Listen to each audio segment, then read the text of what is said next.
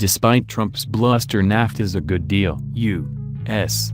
President Donald Trump's public comments about America's ongoing NAFTA negotiations with Canada and Mexico reveal the negotiating technique he developed as a businessman. His style is to negotiate from what he perceives as a position of strength. In order to do that, he tries to intimidate the other parties, if need be, to accept his terms and conditions. "We will end up probably terminating NAFTA at some point," Trump said at a recent rally of his supporters in Arizona. "Personally, I don't think we can make a deal because we have been so badly taken advantage of." Trump delivered those frustrating words barely a week into the NAFTA talks, threatening to end the agreement if he is not happy with negotiations.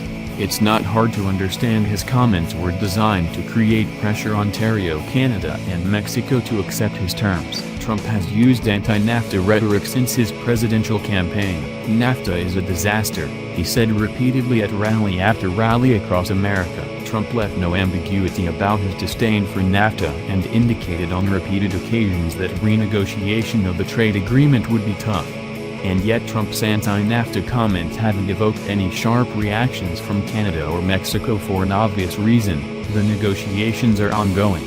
Despite Trump's attempts to pressure America's northern and southern neighbors to accept his demands, Prime Minister Justin Trudeau did the right thing by remaining calm and composed in the face of the president's anti-NAFTA tirades. Trudeau told reporters Canadian officials are focused on the hard work they have ahead of them at the negotiating table. Mexico also reacted cautiously to Trump's comments, telling its citizens not to panic over the fate of NAFTA. In a tweet, Mexican Foreign Affairs Secretary Luis Videgaray said the U.S. president's remarks weren't surprising and Mexico would continue with the trade talks calmly, firmly and with the national interest in the front. Trump has described NAFTA as the worst trade deal in American history. But the question is, why would the Americans have signed a trade deal that did not protect the interests of their economy and workers? Former Republican President George H.W.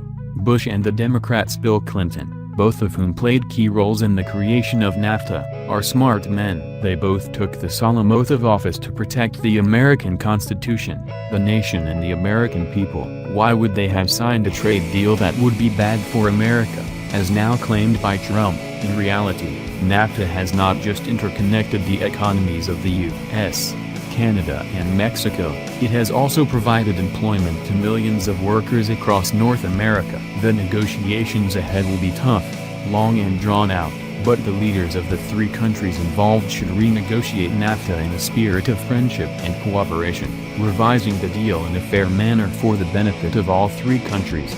In reality, NAFTA is a good example of trade cooperation among neighboring nations. Many other countries still look to NAFTA as a model for multinational trade deals, a model worth improving and preserving.